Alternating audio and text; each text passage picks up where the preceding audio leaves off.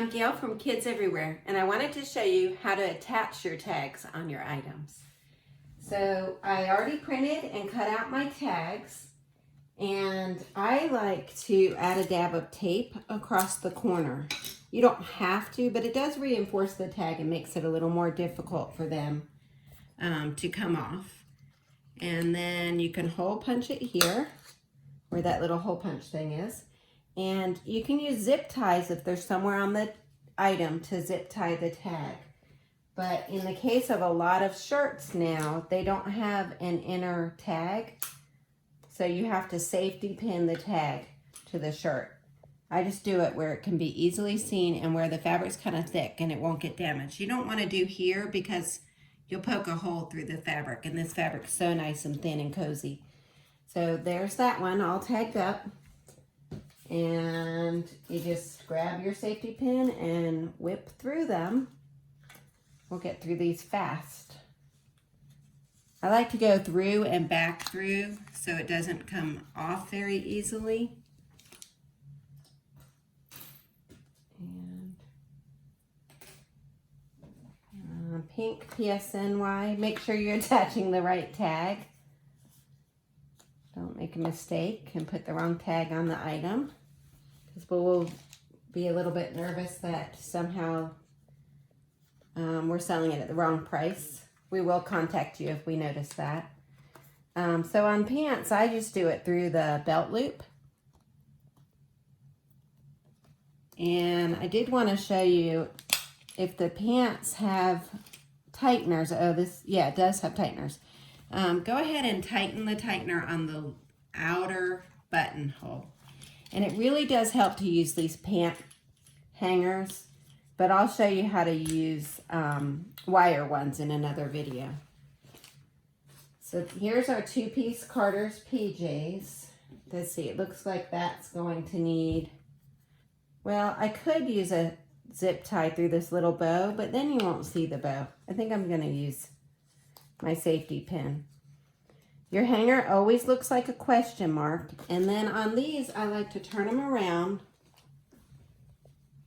and find the tag, which is there, so that the front of the pants gets safety pinned to the shoulder of the shirt, and catch the hanger so that it's not going anywhere. So when somebody's looking at it and they flip the item around, they see the front of the pants on the back side of the whole two-piece set. I think you can do a set of duplicate, do it through the thinner part of the fabric. You can put a duplicate tag on the pants, but when you're tagging it this securely, I don't think it's necessary. I would put duplicate tags on, there you go, things like table and chair sets, things that are high-end that might easily get separated, but that's so well safety pinned. You can if you want. Here's my Justice size 12.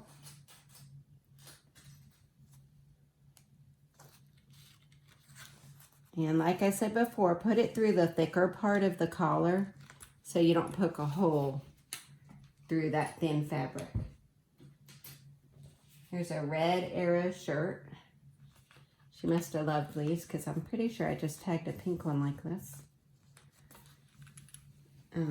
Oh, hello there. Make sure, like I said, that you're grabbing the right tag. So it's so easy to attach them. And always remember, your hangers look like a question mark. The top of the question mark. Here's my Crazy 8 shirt. So cute. Selling stuff's always a little hard because there's so much sentiment in the clothes, but it's fun because this money is going to pay for the next set of clothes we buy. It's like free clothes year after year after year. It's awesome. Here's our lime dog shirt. So none of these had tags, but if they had tags, I really recommend, in fact, we ask you to please use a zip tie. Here's our Crazy 8 jeans.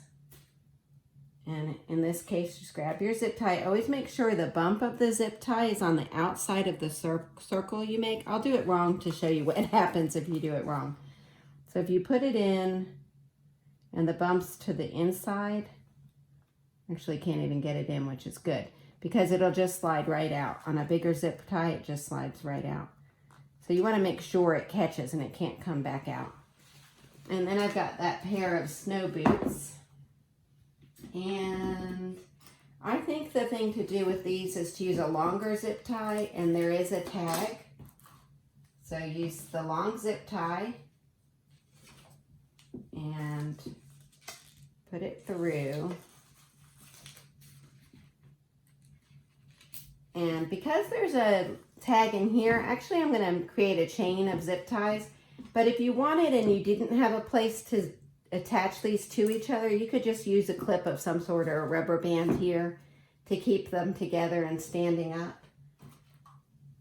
But it's really nice to make sure your shoes can stay together, but the person can still try them on, hopefully. And then you can zip tie them together through the zip ties. So you kind of make a chain of zip ties there. And that's it. So we've got our items tagged and ready to go. I'm just going to sort them by size and rubber band. So I'll show you guys how we do that. I just make myself piles. These are all size 12, and then I've got some 10s. And I like to do the short sleeve separate from the long sleeved. Size 8, size 10. And the pants separate because they'll hang separately at Kids Everywhere. Size 10, 10, 10. There's my little piles. And then I don't have very many, so I'll rubber band them all together and just do it in order by size and by type. I think that'll be easy enough to hang at the sale. And I'll put my size 12s together separately. So let's see what I did here. Here's a size 12. So size 10s get rubber banded. Do I have a shirt in the back? Yep. What am I doing? Let's see.